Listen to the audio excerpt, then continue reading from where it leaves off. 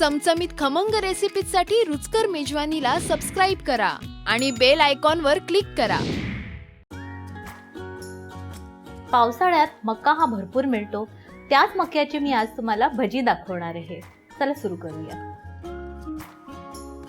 इकडे मी 1 cup boil केलेला corn घेतलेला, त्यातला 2 टेबलस्पून कॉर्न काढून ठेवलेला आहे आणि बाकीचा क्रश करून घेतलेला आहे।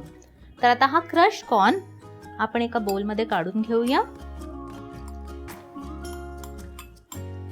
यात घालूया अर्धा टीस्पून जिरं, 1 टेबलस्पून बारीक चिरलेलं आलं, कारण या कॉर्न बरोबर नाही आलं खूप छान लागतं, 1 बारीक चिरलेली हिरवी मिरची, 1 टीस्पून धण्याची पूड, 1 टीस्पून लाल मिरची पावडर आणि हे जे आपण 2 टेबलस्पून बॉईल केलेले कॉर्न बाजूला ठेवलेले अख्खे कॉर्न ते घालूया।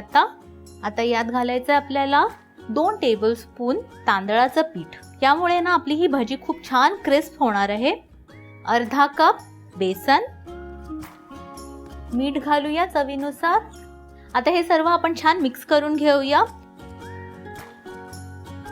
आता यात आपण अगदी थोडंसं पाणी घालणार आहोत, म्हणजे बॅटर आपल्याला फार अगदी लूज करायचं नाही आहे, ही कन्सिस्टन्सी आपल्याला हवी आहे। पण हे सगळं आपल्याला व्यवस्थित मिक्स करून घ्यायचं आहे। हे कॉर्न भजीचं बॅटर आता आपलं रेडी आहे। हे आता आपण फ्राय करायला घेऊया। तेल तापलं आहे, आता आपण भजी बनवायला घेऊया। आपल्याला अशा छोट्या छोट्या भजी बनवायच्या आहेत।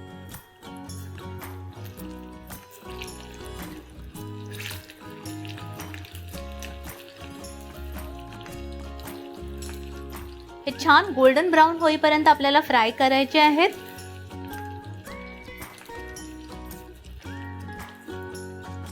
हे सर्व मी मीडियम टू हाय हीट वरती फ्राय करणार आहे। हे छान गोल्डन ब्राउन फ्राय झाले आहेत। आता ह्या भजी आपण काढून घेऊया।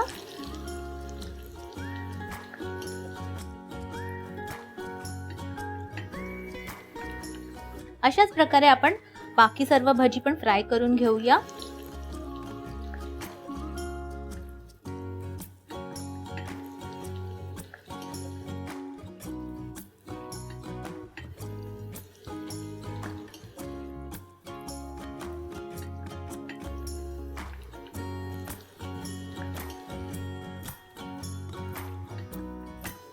या पण आपल्या रेडी झाल्या, छान गोल्डन ब्राउन कलर आला आहे। काढून घेऊया आपण।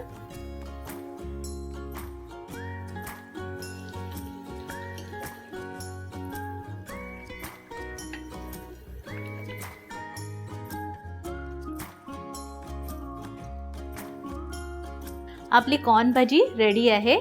या पावसाळ्यात या कॉर्न भजी नक्की बनवायची आहेत आणि कमेंट सेक्शन मध्ये मला कळवायचं आहे आणि लाईक, शेअर आणि सबस्क्राइब करायचं आहे रुचकर मेजवानीला।